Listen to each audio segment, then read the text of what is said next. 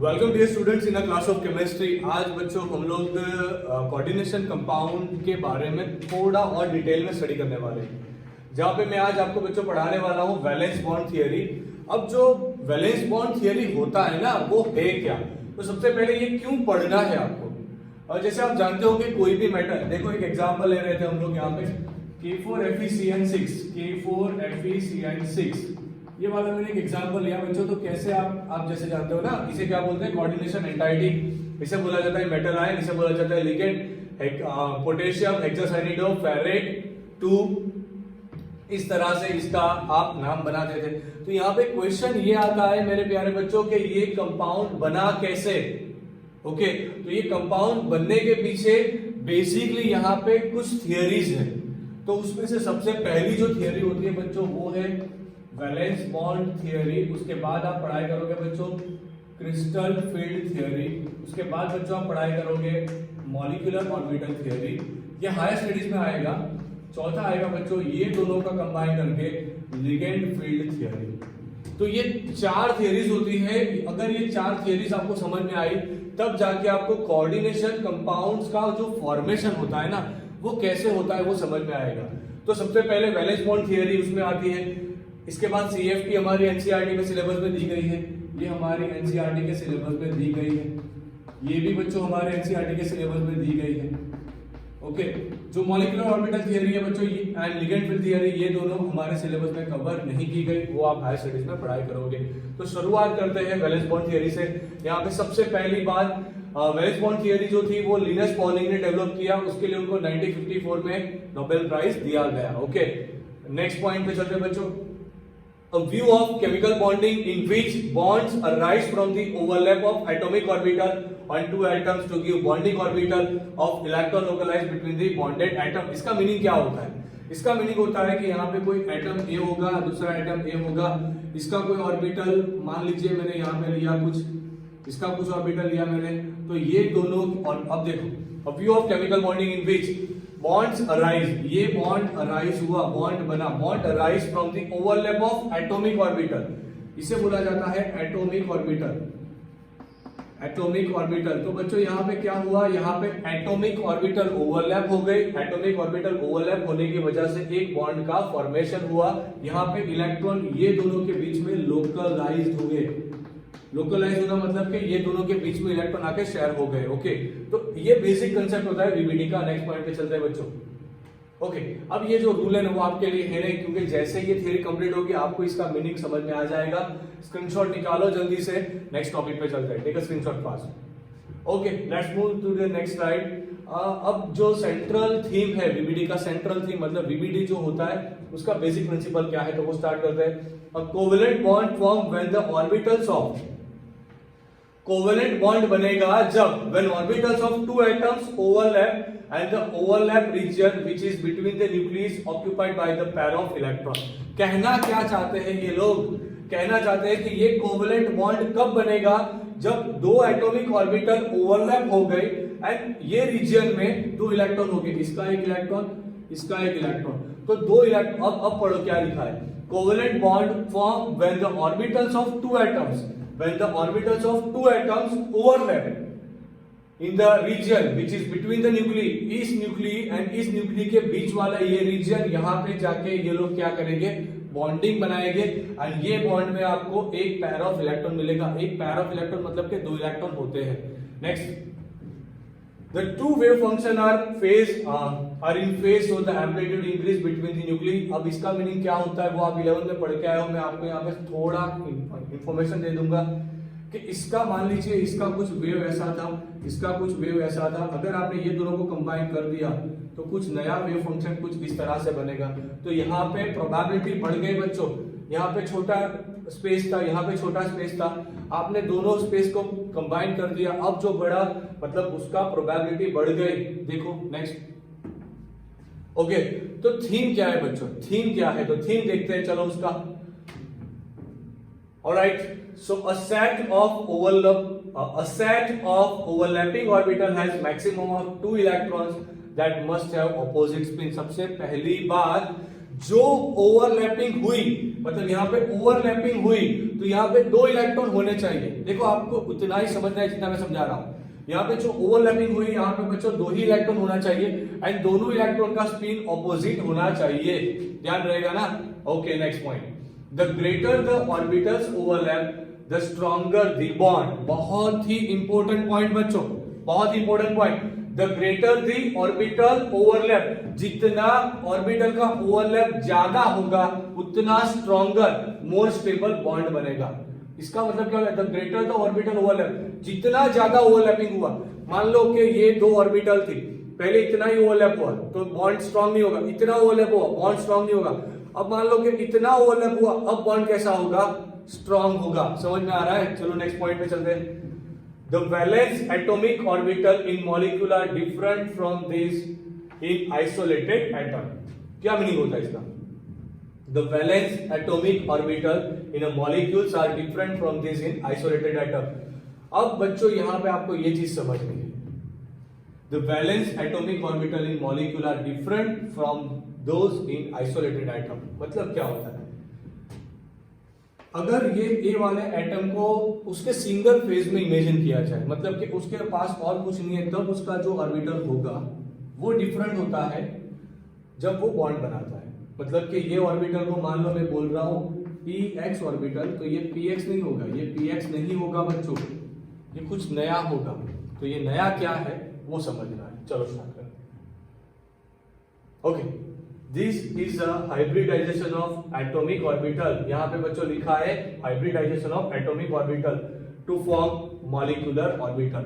यहां पे होता क्या है, यहां पे जो ऑर्बिटल्स होती है ना बच्चों, जो ऑर्बिटल्स होती है वो ऑर्बिटल्स हाइब्रिडाइज हो जाती है। वो ऑर्बिटल्स क्या हो जाती है बच्चों, हाइब्रिडाइज हो जाती है। अब जैसे ही ऑर्बिटल्स हाइब्रिडाइज हो गई, नई ऑर्बिटल बनेगी। पहले इसके पास एक एस टाइप थी, 3 पी टाइप थी, अब उसने क्या किया, एक एस टाइप 3 पी टाइप का यूज किया एंड 4 sp3 टाइप की नई ऑर्बिटल्स उसने बनाई। अब पहले s की एनर्जी, p का एनर्जी डिफरेंट था, अब जो sp3 बना उसका एनर्जी कैसा होगा, सेम होगा। s का शेप डिफरेंट था, p का शेप डिफरेंट था, पर जो sp3 बना उसका शेप कैसा होगा, सेम होगा। चलो ओके, अब regular atomic orbital overlap can explain this bond. अब देखते हैं कैसे बनता है या बहुत इजी वाला एग्जांपल, यहाँ पे 2 एग्जांपल यहाँ पे दिए गए हैं, तो दोनों एग्जांपल हम समझेंगे बच्चों। यहाँ पे हाइड्रोजन का 1s ऑर्बिटल जो स्फेरिकल होता है, दूसरे हाइड्रोजन का 1s ऑर्बिटल जो स्फेरिकल होता है, इन दोनों को मैंने कंस्ट्रक्टिव टाइप से कंबाइन किया, कंस्ट्रक्टिव टाइप से कंबाइन किया तो कंबाइन हो गया। इसका स्पिन पहले पैरेलल था, अब देखो एक का स्पिन दूसरे का स्पिन डिफरेंट हो गया। यहाँ पे ये दोनों ने एक दूसरे के साथ ओवरलैप करके यहाँ पे एक बॉन्ड बनाया बच्चों। इसी बॉन्ड को हम क्या बोलते हैं, सिग्मा बॉन्ड। जब एक्सियल ओवरलैपिंग हो, जब भी बच्चों एक्सियल ओवरलैपिंग हो, एक्सियल ओवरलैपिंग, तब कौन सा बॉन्ड बनेगा बच्चों, सिग्मा बॉन्ड। ओके, अब यहाँ पे देखो हाइड्रोजन फ्लोराइड का बॉन्डिंग बताया है इन लोगों ने बहुत बढ़िया तरीके से। यहाँ पे बहुत अच्छा लिखा है बच्चों, regular atomic orbital overlap can explain this bond. Okay, regular overlap बताया है। यहाँ पे फ्लोरीन लिया, फ्लोरीन का 2p ऑर्बिटल, उसके पास एक होगा हाइड्रोजन का एक 1s, इन दोनों के पास कंबाइन करके एक अच्छा खासा बॉन्ड दिखाया गया हाइड्रोजन फ्लोराइड का। अब देखो आगे क्या होता है। 2 फ्लोरीन के बारे में भी यहाँ पे बताया गया। 2p में देखो कैसे यहाँ पे 2p में एक इलेक्ट्रॉन होगा, इस 2p में एक इलेक्ट्रॉन होगा। जब दोनों साथ आ गए, नजदीक आ गए, ओवरलैप हुआ तो दोनों इलेक्ट्रॉन का स्पिन ऑपोजिट हो गया एंड एक अच्छा खासा ऑर्बिटल बना। ये रहा नया ऑर्बिटल। चलो ओके, पहला जो था बच्चों HAHB 1sb ओवरलैप रेडियस था 74 पिकोमीटर। मतलब पहला जो हाइड्रोजन वाला एग्जांपल देखा उसमें ओवरलैप रेडियस कितना था, 74 picometre. As overlap increase, strength of bond increase, both electrons are mutually attracted to both atomic nuclei। इसका मतलब क्या है बच्चों, ये समझना है। देखो इसका मीनिंग समझाता हूं। यहाँ पे A, यहाँ पे B एटम, इसका एक इलेक्ट्रॉन होगा, इसका एक इलेक्ट्रॉन होगा। यहाँ पे इस इलेक्ट्रॉन का अट्रैक्शन A के पास तो है ही, पर इस इलेक्ट्रॉन का अट्रैक्शन B के पास भी होगा। इस इलेक्ट्रॉन का अट्रैक्शन B के पास तो है ही, पर इसका अट्रैक्शन ए के पास भी होगा। तो इस तरह से बॉन्ड, यहाँ पे जो इलेक्ट्रॉन आ रहे हैं ना बच्चों, वो बहुत ज्यादा स्ट्रॉन्ग न्यूक्लियर फोर्स के बीच में होंगे, मतलब वो बहुत स्टेबल होंगे। ओके, फिर से एक बार रिपीट कर रहा हूं माय डियर स्टूडेंट्स, इतना डिटेल में आपके एनसीईआरटी में नहीं दिया, पर अगर वीबीटी समझ में नहीं आया तो सीएफटी भी समझ में नहीं आएगा। अगर ये दोनों थियरी समझ में नहीं आया ना, तो बॉन्डिंग कैसे होती है वो कुछ समझ नहीं पाओगे। अभी इतना तो समझ में आ गया कि जनरली रेगुलर एटॉमिक ऑर्बिटल का यूज करके आप बॉन्ड्स नहीं बना पाओगे। कॉमन कंपाउंड्स में ठीक है, पर जब कॉम्प्लेक्स की बात आएगी तब आप ये चीज नहीं कर पाओगे। उसमें आपको क्या करना पड़ेगा, उसमें आपको बेसिकली बच्चों यूज करना पड़ेगा अपना कंसेप्ट वीबीटी वाला। ओके, चलो देखते हैं नेक्स्ट पॉइंट्स पे। At optimum distance between the nucleus with the maximum overlap of sigma bond form maximum electron densities along the axis of the bond. क्या बताना चाहते हैं? At optimum distance between the nucleus, मतलब कि ये दोनों nucleus के बीच का एक ऑप्टिमम डिस्टेंस, एक फिक्स डिस्टेंस, कि जहां पे इलेक्ट्रॉन को रखा जाए तो वो दोनों न्यूक्लियस के अंडर अट्रैक्शन रहेगा। देखो समझना वाली बात है यहाँ, इसके पास प्रोटॉन है, इसके पास प्रोटॉन है, बीच में मैंने इलेक्ट्रॉन रखा, तो ये दोनों इलेक्ट्रॉन दोनों प्रोटॉन के अट्रैक्शन फील्ड में आएंगे ना। तो ये जो डिस्टेंस है वो ऑप्टिमम होना चाहिए, तब जाके एक्सियल, ये एक्सिस है बच्चों, तो एक्सिस पे डेंसिटी, इलेक्ट्रॉन डेंसिटी आपको ज्यादा मिलेगी, एंड इसी को बोला जाता है बच्चों सिग्मा बॉन्ड। तो ये खास याद रखना। ओके, जब साइड में ओवरलैपिंग होती है ना तब पाई बॉन्ड बनता है, तो वो हम समझेंगे। HAHB 1s2p डायरेक्ट ओवरलैप और सिग्मा बॉन्ड। यहाँ पे जो हाइड्रोजन फ्लोराइड में 1s एंड 2p का डायरेक्ट ओवरलैप हो रहा था, बहुत बेस्ट एग्जांपल है, जेईई में पूछा गया एग्जांपल। हाइड्रोजन एंड फ्लोरीन के केस में हाइड्रोजन का 1s एंड फ्लोरीन का 2p डायरेक्ट ओवरलैप करके क्या बना रहा है, सिग्मा बॉन्ड बना रहा है। वो लोग वहां पे कुछ हाइब्रिडाइजेशन करने की जरूरत रहती नहीं है। चलो देखते आगे। Fluorine to fluorine, the picture look like a 2p orbital of one fluorine is overlapped with the 2p orbital of other fluorine, but actual this F is sp3 hybridized and electron are localized between the two atom nuclei। अब ये समझने वाली चीज है। आपने जो fluorine वाला case देखा था ना, फ्लोरीन वाले केस में क्या था, 2p के साथ ओवरलैप कर रहा था, पर वैसा होता नहीं है, ऐसा होता नहीं है, वहां पे sp3 बन के ओवरलैपिंग होता है। चलो देखते हैं।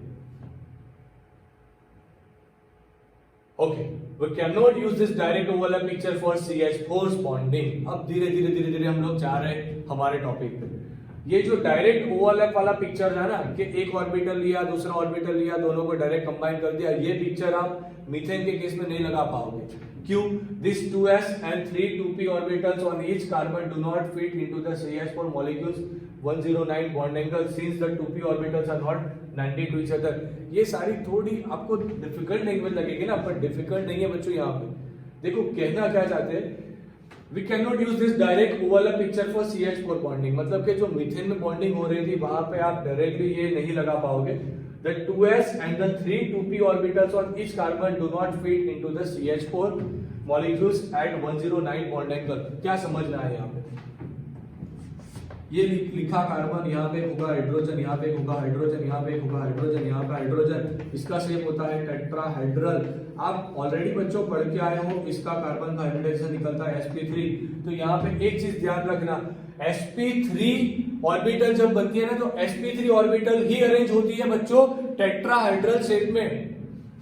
कार्बन क्या करेगा, कार्बन खुद का 2s यूज करेगा, ओके, एंड खुद का 2p यूज करेगा, 3 2p यूज करेगा, एक 1s एक 2s यूज करेगा, एंड कुल मिला के 4 sp3 ऑर्बिटल्स बनाएगा बच्चों। यहाँ पे समझो, कार्बन का जो सिंगल s था, कार्बन का जो 3p था, उसने यूटिलाइज किया, यूज करने के बाद 4 sp3 बनाया। तो चारों sp3 अरेंज कैसे हुए बच्चों, टेट्राहेड्रल शेप में, टेट्राहेड्रल शेप में। अब होगा क्या, हाइड्रोजन अपना 1s का ऑर्बिटल लेके आएगा, उसके अंदर इलेक्ट्रॉन रखेगा एंड बॉन्ड बनाएगा। मतलब यहाँ पे शेप आने का रीजन होता है, जो हाइब्रिडाइज होने के बाद ऑर्बिटल्स बनी, वो ऑर्बिटल्स उस तरह से अरेंज होती है बच्चों। अगर आप सुनो किसी भी कंपाउंड में, मान लीजिए निकल टेट्रा कार्बोनिल लिया, NiCO4, वहां पे स्क्वायर प्लानर स्ट्रक्चर लिया गया। अब वो स्क्वायर प्लानर स्ट्रक्चर है, उसका मतलब ये हुआ कि जब निकल का हाइब्रिडाइजेशन हुआ होगा, तब जो ऑर्बिटल्स क्रिएट हुई वो स्क्वायर प्लानर में होगी। मतलब शेप कहां से आता है, शेप आता है बेसिकली बच्चों हाइब्रिडाइज ऑर्बिटल के पास से। तो ये समझना था, कब से मैं आपको ये समझाने का ट्राई कर रहा हूं। Alright, next point. Valence bond theory states that hybrid orbitals of the outermost orbital on an atom are formed from the atom's atomic orbital. ये जो हाइब्रिडाइज ऑर्बिटल होती है, हाइब्रिड ऑर्बिटल होती है, वो किससे बनेगी? वो बनेगी हाइब्रिड ऑर्बिटल से. बस बात खत्म, बहुत इजी. चलो की पॉइंट निकालते हैं अब. The number of hybrid orbitals obtained equal the number of atomic orbital mix. बहुत इंपॉर्टेंट पॉइंट. एक s लिया, 3 p लिया, तो कुल मिला के 4 यूज किया ना, तो 4 sp3 बनेगा. क्लियर? sp3d2 ऐसा कुछ सुना आपने बच्चों, sp3d2. तो यहाँ पे एक s यूज किया, 3 p यूज किया, 2 d यूज किया, तो कुल मिला के यूज कितना किया होगा आपने? एक s, 3 p एंड 2 d, मतलब के 4 2 6, कुल मिला के आपने 6 ऑर्बिटल का यूज किया. तो sp3d2 कितना ऑर्बिटल डेवलप करेगा? 6. समझ में आ रहा है? एक s लिया, 3 p लिया, 2 d लिया, सबको कंबाइन किया, अच्छा खासा sp3d2 बनाया. वो जो sp3d2 बना बच्चों, वो होगा कितना? 6. कितना होगा?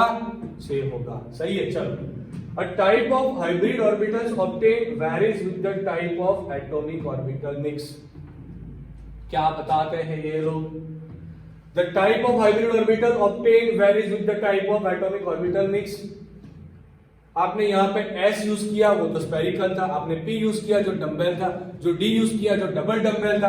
पर sp3d2 बना, उसका तो शेप भी कुछ अलग होगा ना, उसका शेप भी अलग होगा. सही है. एंड उसका ओरिएंटेशन भी अलग होगा. अब देखते हैं types of hybrid orbitals. Okay, next slide. sp, sp2, sp3, sp3d, sp3d2. फिर से एक बार उसे स्लाइड कीजिए, फिर से एक बार. ऑलराइट, 1 मिनट कहां गया? Yes, here it is. बहुत अच्छे. यहां पे बच्चों हाइब्रिड ऑर्बिटल्स कितने होते हैं, हमें कितने पढ़ने हैं? sp होगा, कितना क्रिएट हुआ? 2. sp2 कितना क्रिएट हुआ होगा? 3. sp3 कितना क्रिएट हुआ होगा? 4. sp3d कितना क्रिएट हुआ होगा? 4. sp3d2 कितना क्रिएट हुआ होगा बच्चों? 6. एक मिनट बच्चों, ध्यान रखना है. यहाँ पे बहुत इंपॉर्टेंट चीज है जो ध्यान रखना आप लोग. कोऑर्डिनेशन नंबर 2 हो ना, तब sp आएगा. कोऑर्डिनेशन नंबर 2 आया तो सेंट्रल मेटल का हाइब्रिडाइजेशन sp होगा. अगर कोऑर्डिनेशन नंबर 3 आ रहा है, जैसे मैंने बताया था कि 3 कोऑर्डिनेशन नंबर वाले कंपाउंड्स बहुत रेयर होते हैं. अगर कोऑर्डिनेशन नंबर 3 आ रहा है, तब सेंट्रल मेटल एटम का हाइब्रिडाइजेशन sp2 होगा. कोऑर्डिनेशन नंबर 4 वो तो बहुत रेगुलर है, बहुत ही पॉपुलर है, तो वहां पे जनरली हाइब्रिडाइजेशन sp3 होता है. एंड जब हाइब्रिडाइजेशन sp3 बनेगा ना, तब शेप कौन सा बनेगा? टेट्राहेड्रल. एंड जब sp3d बनेगा तब शेप बनेगा बच्चों स्क्वायर प्लानर. एंड sp3d2 बनेगा तब शेप बनेगा ऑक्टाहेड्रल. यहाँ पे कोऑर्डिनेशन नंबर कितना होना चाहिए? 6. मतलब जब 6 लिगेंड आ रहे हैं सेंट्रल मेटल एटम के साथ बॉन्डिंग करने के लिए, तो सेंट्रल मेटल एटम क्या करेगा? 6 बेडरूम वाला घर बनाएगा. वो 6 बेडरूम ये है. जब 4 लिगेंड आ रहे थे उसके साथ बॉन्डिंग बनाने के लिए, तब सेंट्रल मेटल एटम ने क्या किया? एक नया घर बनाया 4 ऑर्बिटल वाला, sp3d उसका नाम दिया. सही है. आई एम श्योर बच्चों आपको समझ में आया होगा, तो इसको फटाफट से अपना स्क्रीनशॉट निकालो. ओके, नेक्स्ट स्लाइड पे चलते हैं. Okay, next slide. ऑलराइट, देखते हैं बच्चों क्या कर रहे हैं यहाँ पे ये लोग, क्या बता रहे हैं बंदे. एक 2s 2 2p मिक्स किया, sp. ओके, इसे कुछ इस तरह से देखो. यहाँ पे क्या लिखा है? Overlapping sp hybrid orbital, simplified view of hybrid orbital. यहाँ पे होता कुछ नहीं है. एक 2s एक 2p, दोनों को मैंने कंबाइन कर दिया तो नया एक ऑर्बिटल बना, कुछ ऐसा दिखता है. उसे क्या बोला जाएगा? sp orbital. Okay, next. होता कुछ ऐसा है बच्चों. 2p मतलब 2ps 2py 2pz होगा. यहाँ पे 2s एक होगा. इन दोनों को मैंने कंबाइन कर दिया, तो कंबाइन किया तो मुझे 2 क्या मिला? 2p ऑर्बिटल मिला. पहले मेरे पास 2 इलेक्ट्रॉन थे, अब sp में एक इलेक्ट्रॉन चले जाएंगे. अब sp में एक इलेक्ट्रॉन चले गए तो जो नया हाइड्रोजन आएगा या फिर नया आइटम बाहर से आएगा वो अच्छे तरीके से यहाँ पे क्या कर पाएगा, बॉन्डिंग। चलो नेक्स्ट। ओके, यहाँ पे बच्चों आपको बहुत अच्छे तरीके से एक अच्छा डायग्राम बताया गया है, तो डायग्राम समझते हैं। 2px जो होता है बच्चों वो एक्सियल ही होता है, 2s जो होता है वो स्फेरिकल होता है, उनको कंबाइन करके एक अच्छा खासा sp ऑर्बिटल कुछ इस तरह से बनाया जाता है। ओके, सिर्फ समझने के लिए बच्चों फिगर्स दी गई है तो उसे ध्यान रखिए। एनसीईआरटी में इतना डिटेल्स में नहीं दिया, मैं आपको इसलिए समझा रहा हूं ताकि आपको पूरा कंसेप्ट कोऑर्डिनेशन के लिए समझ में आ जाए। Alright, next. Orbital box diagram में तो ऑर्बिटल काउंटर्स। अब देखो यहाँ पे chlorine, beryllium, chlorine orbital overlap करके बताया BeCl2। देखो क्या हुआ, कैसे हुआ। BeCl2 का जो मॉलिक्यूल होता है वो कैसे बना, तो कुछ इस तरह से बनेगा। Cl का इस ऑर्बिटल, बेरिलियम ने क्या किया, sp ऑर्बिटल डेवलप किया, तो इसका sp इसके साथ बॉन्डिंग लगाएगा 3p के साथ, इसका sp इसके 3p के साथ बॉन्डिंग लगाएगा, BeCl2 बनाएगा। ओके, ये जनरली होता है ऐसा। नेक्स्ट। अब यहाँ पे बच्चों एक एग्जांपल दिया गया है आपको बहुत अच्छे तरीके से, BF3 का, बोरोन ट्राइफ्लोराइड का। देखो BF3 में बॉन्डिंग कैसे होता है, धीरे धीरे सीखेंगे ना तो बहुत मजा आएगा। 2s का एक ऑर्बिटल, 2p का 2 यूज किया, कुल मिला के उसने sp2 बनाया, क्योंकि मुझे BF3 बनाना है। बोरोन ट्राइफ्लोराइड 3 लिगेंड आ रहे थे, 3 को बिठाना था मतलब 3 ऑर्बिटल चाहिए थे। 3 ऑर्बिटल वाला हाइब्रिडाइजेशन कौन सा होता है, sp2। मैंने एक s यूज किया, 2p यूज किया, मैंने 3 sp2 ऑर्बिटल बनाया। अब मेरे पास 2s में 2 इलेक्ट्रॉन थे, p में 1 इलेक्ट्रॉन था, तो कुल मिला के 3 इलेक्ट्रॉन थे मेरे पास, 3 sp2 डेवलप हुए, तीनों में एक इलेक्ट्रॉन रख दिए according to Pauli aufbau and Hund's rule. Okay, अब क्या होगा, बाहर से फ्लोरीन आएगा, अपना 2p में 1 इलेक्ट्रॉन लेके वो यहाँ पे रखेगा, दूसरा फ्लोरीन यहाँ पे इलेक्ट्रॉन रखेगा, तीसरा फ्लोरीन यहाँ पे इलेक्ट्रॉन रखेगा, और एक ऑर्बिटल और फ्लोरीन बोरोन के पास फ्री होगी बच्चों, एक ऑर्बिटल और भी फ्री होगी, दैट इज 2p ऑर्बिटल। जो मैंने आपको HBO पढ़ाया ना, हाइड्रोबोरेशन ऑक्सीडेशन, उस वक्त आपको ये चीज समझाई थी मैंने।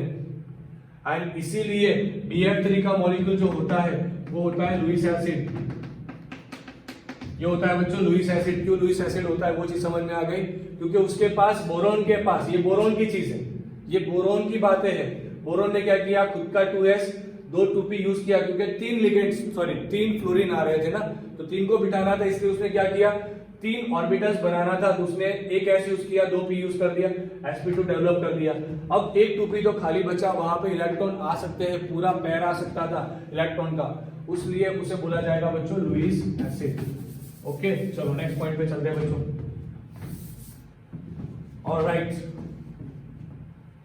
यहां पे बच्चों आपको एग्जांपल दिया गया है CH4 का। टेट्राहाइड्रल शेप होता है इसका, कैसे बनता है बॉन्डिंग, तो देखो कार्बन अपना 2s यूज करेगा, 3 2p यूज करेगा, कुल मिला के कार्बन का इलेक्ट्रॉन हो गया आउटर का 4, चारों में एक रख दिया। हाइड्रोजन अपना 1s लेके आएगा, बॉन्डिंग बनाएगा, टेट्राहाइड्रल शेप होता है कुछ इस तरह से, 1 2 है, तीसरा पीछे जाएगा, चौथा ऊपर आएगा। Alright, go for the next one. ये एग्जाम्पल बच्चों आपका है NH3 का। NH3 का जो बहुत इंपॉर्टेंट एग्जाम्पल होता है, तो वो ध्यान रखना।